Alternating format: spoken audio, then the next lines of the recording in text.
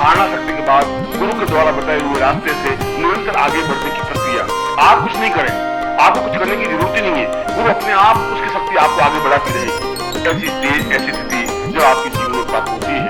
ऐसी स्थिति जब आपके जीवन में अनुभव होती है, तब आप सही अर्थों में पूर्ण व्यक्ति बनते हैं, तब आप सही अर्थों में पूरे ब्रह्मांड का एक भाग बनते हैं, तब आप सही अर्थों में एक चैतन्य पुरुष बनते हैं, जिसको महापुरुष कहा जाता है, जिसको ब्रह्म कहा जाता है, जिसको अखंडानंद कहा जाता है, जिसको जीवन की परिकल्पना कहा जाता है, जो एक विशिष्ट मानव की संज्ञा से घोषित होता है। इसलिए शास्त्रों में ध्यान, धारणा और समाधि को अत्यंत महत्वपूर्ण माना है, क्योंकि यह आंतरिक जीवन की परिपूर्णता है।